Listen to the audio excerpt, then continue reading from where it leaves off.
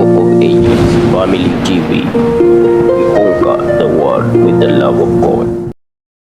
Kasoli no butungulu site kanso ne bachambuwa abatembeyi ne bachambuwa ababoda ayitata wasi mungi nnyo yamba tata yamba tulina abatutunulidde abaana n'abazzukulu bawone ekivume kyaffe yamba Yesu yamba tulina abatutunulidde Yesu wange yamba tata yamba enganda zatusula mikwano gyatusula tata yamba tulina abatutunulidde amagenda gaffe our legacy our destiny tata yamba our destiny tata yamba yamba oh yeah yeah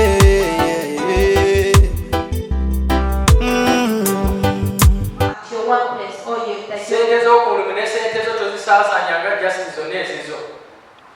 don't spend the money from the business the way you spend your personal money. If you're feeling thirsty, don't get business money. Before the business bringing profits, work hard that it brings profit so that you can take something out of it. Business money is not the money that you have to just use for your own stuff. I have experienced things. After one of its bosses, the one who worked it, the one who looked for capital.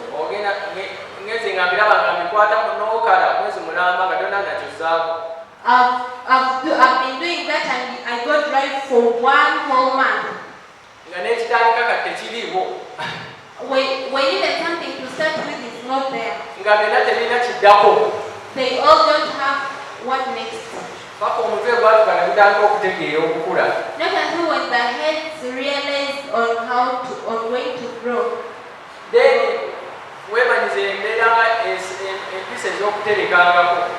Then get used to the habit of saving. Spend some money and save some.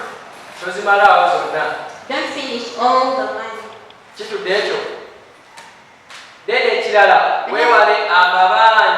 Another thing.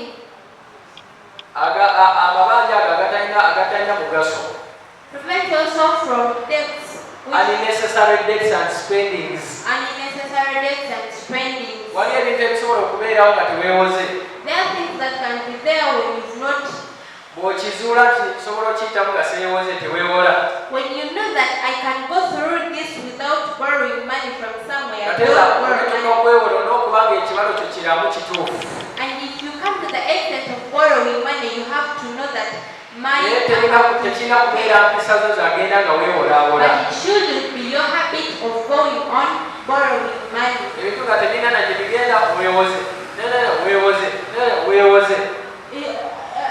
Small things you borrowed money, small things you borrowed money. So,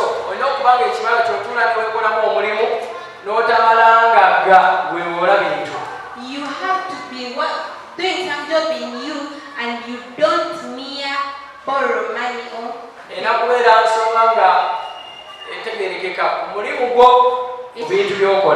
has to be a reasonable issue at your job. And there are things which you cannot even invest money in them and they still move, they still go forward. There are ceremonies that you should not involve yourself. That even if you've not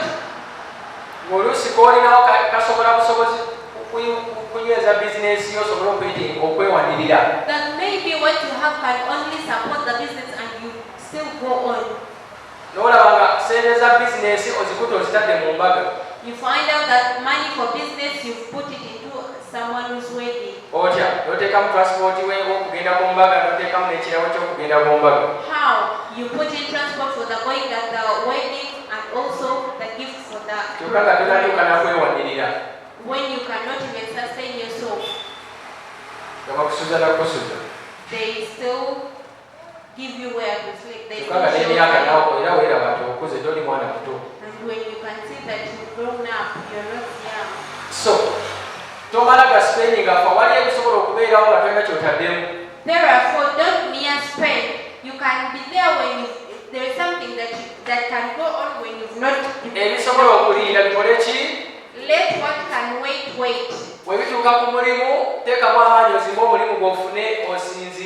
When it comes to a job, put much effort and no one is going to help you establish your job, not until you fight for yourself. No one is going to tell you that now stand firm, not until you fight and stand firm.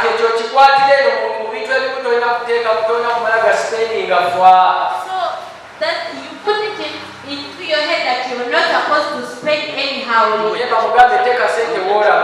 Tell your neighbor, invest your money where you can see.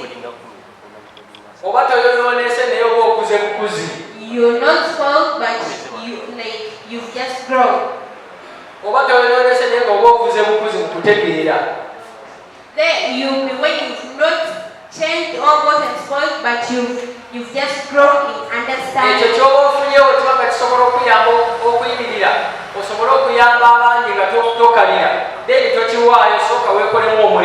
That's what you've got when it can sustain you and stand that if something continue investing into that job that you are doing. So that when you reach the time of spending it on other things, you know. But for you, you've already spent what would have helped you not to go dry, so you're already dry. Tell your neighbor that we move with those who are if you got right, they'll tell you that here when you give it to us, we shall be so happy.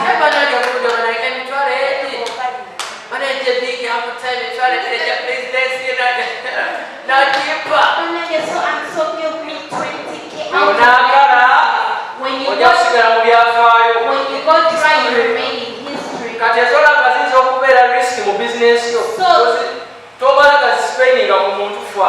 What you see that is going to be arresting you. Establish your job and let it start. I'm telling you.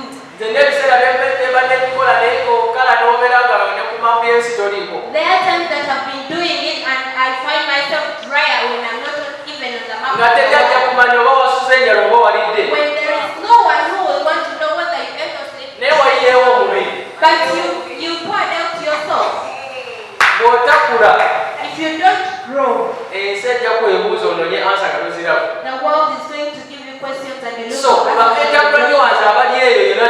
So you, the entrepreneurs who are there,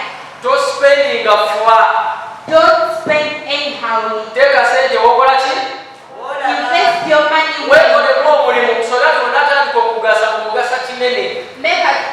Do a job in Jesus.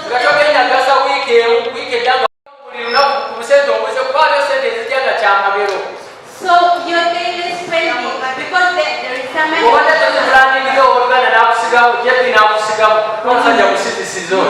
Not plan for it and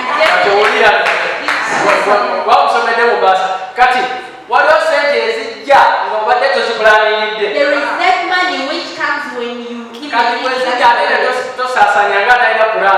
So when that money comes, don't spend as if someone who doesn't have a plan.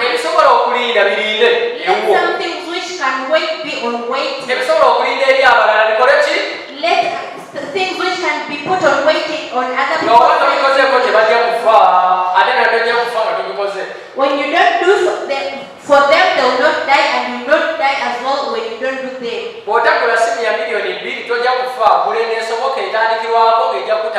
If you don't buy a phone of 2M, you will not die. Buy the one which you can afford and you go on. asula mu nyumba ya mitwalo abiri You find someone living in the house of naye ng'essimu yakakadde 200,000 and they are holding a phone of 1M. ogugendawo Where is your head moving? simu yakakadde n'osula mu nyumba ya mitwalo 15. The phone is of 1M and you're sleeping in the house of n'omubuuza esimu 100. ya miliyoni ezo z'okuze ogikozesa ati ojja sikula ku intaneti tiktok whatsapp okubirako ku receiving omutwe ogukola And you ask them, why do you use that phone for? WhatsApp, internet, social media calls and messages, and that is it. kati ebintu spending nga biri mu budget So spend your money with a budget. ensawo yo yebesalawo budget yesalewo ku mudaala ki gwogendako Let your budget decide on which.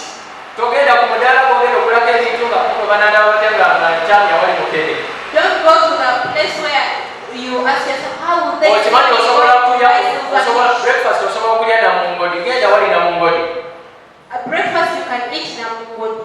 bw'otyoteekamu 10,000 n'ogamba breakfast ndidi ya 5 namungodi 5 10 tojja kukuta Instead of eating 2,000 for breakfast, eat 500 namungodi. esigaddeyo ozize mu bizinesi y'omulimu gwo And the remaining money invest it into your business. dani okulawo ku kirolex eky'ebiri 5 Other than being seen on the Rolex of 2,500. ogambaliza ekya ng'akalimu era ogamba naye kapito munange akalimu kange kapito mukama agongere mu sente And you end up saying tomorrow, when I get God add me some capital in my job. so budget olina okubudgetinga engeri gy'osasanya mu sente kikuyambeko okufuna sente z'oteeka mu mirimu gyo So you have to know how to budget your money so get the money. ekyo kitandika leero That's when you have to begin it today. buli kaseera n'otuusatuusa ebiri buli weekend oli mu saaluuni Every time you're in salon like this week you're in salon, next week you're in salon, you're changing hair. zino zirina okubeerako paka nga ziweze sente zange zengendo ziteekamu zisalawo I have this hair has to stay not until I get money for. kati ozibanga za 10,000 ate ngenda eteekao kubanga abakusala oyo jebbi n'omusalako n'ogenda nti nsala oba nyingi oba ntulajagamba mpaku 5 oba mutwalo If you go to JP, That's regardless of the price of the hair, you ask for 5,000 or 10,000. ziwere oyo zaki okusaba nga zirabirira nga zinanga paka nga zitereza ziwere 15,000 zaki okusaba I will give that hair not until it matches with the amount of the money. naye bwe bwakatandika bulinga wano But for you, it started growing. olina jebi nakolako obukozi bwati bwati leetawo kasaawa And JP just does like this. No, this is right. That's for 7,000. You pay eventually. wekitegedde so olina okuba nga obudgetinga n'amaki So you have to be budgeting wisely. kijja kuyambako ensaasaanya then okubanga sente ng'ozaamu mu mirimu gyo reinvest your money wisely Reinvest your money wisely. beera ng'ozaamu sente zo mu mirimu gyo Be reinvesting in your job. akasente oba ofunye bizinesi osobola ogyongeramu 15,000 gizeemu If you got some money and you can invest 5,000 into your business, bizinesi yo teetaaga kuzaamu sente nyingi okulaga nti ogizizzaamu sente your business doesn't need a lot of money to show that you've nosobola reinvested. 10 osobola odduza mu bizinesi yo You can reinvest 1,000 into your business. osobola oteeka 10 ku ssimu n'ogamba kati ngenda kukubira bakasitoma bange bokka mu bizinesi yange You can load airtime for 1,000 and you're like, abo bozizza mu bizinesi yo there you have a reinvestment into your gakolera katya kati nakutwalako ddi tulina osayira ebiro najja ddi Then you call them, hello, how did the product work for awo you? bozizza mu bizinesi ki You have reinvested Eriyo. to your business. bw'oba otaddeko data mukozesa okusindika mesage okuzimba bizinesi oba omulimu gwo If you have loaded data, use it for texting messages which are going to help your business grow. mukitegedde ekyo ekirala olina okuba ku sente z'oyingiza z'ofunye n'ojjangako sente z'otereka eza emergency You have to be ez'ebigwa bitalaze deducting some money for emergencies. ez'ebigwa bitalaze nazo ozibaliramu expenses And that money for emergencies is also included in expenses. ogamba kandike mu bizinesi yange amasannyalaze gayinza okugenda ng'ate tulinamu emergency kandikewo 15,000 ez'amasannyalaze So you're like, power might go, or power might get finished when I have an emergency. Let me put 5,000 aside for power. then ekirala olina okukeberanga ebyensimbi byo bitambula bitya bikula oba biri mu kifo kimu Then another thing you us, are they abakuba batandika okufuna amagoba ga mitwalo 10. when some people start getting profit for 100,000, oyinza okwesanga buli wiiki weesalako lusulu 10 ku mitwalo 10. you might find yourself deducting like 1,000 from the 100,000 every day. nga buli wiiki wegwako byakola mufo kyofuna emitwalo 10 buli wiiki weeyitawo weesalisizzaako lusulu 10 lwe lutaliiko. You find out that after every week you're deducted by 1,000. abamu ne weesanga nti obadde osomera emitwalo 10 naye ofunye 10,013. Some people you find that you expect 100,000 and you've gotten 100,000. kati ekyo kikuyambako okumanya oba sente zo zikula oba tezikula. That helps you to know whether your money is growing or decreasing. bwe ziba zikuze ng'ogamba wiiki kino lwaki 13 zeeyingiddemu onoonyereza lwaki 3 zeeyongeddemu. When it has increased, then you have to research and ask yourself, how and why has this 3,000? bw'onaakitegeera ojja kubisaamu ekyo ekyazireese kibere kingi so that zeeyongere. When you realize it, you double what has caused it to be on top and it will be much. akatundu akasembayo ku kitundu kino tubalirize. And the last part of this session, as we wind up, obudde obulala bwonakula tujja kuba tutandika ku session namba 5 on another day we shall be starting on the second session. eyitibwa sales marketing and customer care. It is called enambakazi tetulyotandikirako olulala sales marketing and customer care. naye nga leero katumalize kano kali ku practical assignment. But for today, let's wind up with this one. It's on for 7 days munaku 7 for 7 days. record every income and expenditure in your workplace or in your business. Wandiika buli z'oyingiza ne z'ofulumiza ku mulimu gwo. This is your practical assignment. Kino kikyo gwe nga gwe gw'olina okikola. With entrepreneur for 7 days. As an entrepreneur, the job you're doing for 7 days. Record every income and every expenditure. Wandiika buli sente zonna z'oyingiza na buli sente zonna z'ofulumiza. At the end of 7 days, calculate. Ku nkomerero y'ennaku 7 balirira omanye and know the total income. Sente meka z'ofunye zonna awamu. Then calculate total expenditure. Era obalirire sente meka z'ofulumiza. Then calculate how much remaining with the balance. Era obalirire meka z'osigazaawo. Then bw'omala akasembawo gambe nti wiiki ngeweddeko nga bazobe kiki kyenjizeemu byempandiise. Then after it all, ask yourself, what have I learned? Nti kiki kyenjize mu bintu bino bye mbaze okukwasaganyira bino kikyenjizeemu bwendaba nga bino biti kikyenjizeemu. What lessons have I got out of this business, out of what I'm doing? So mu session yaffe namba 4 tukomyawo leero. So Mukama bampeera okusambalirize mu sessions eziddako. in our fourth session, that's why Mukama bampeera we okusa. God bless you and we are waiting. namugereka ngerekere ensigo yange meruke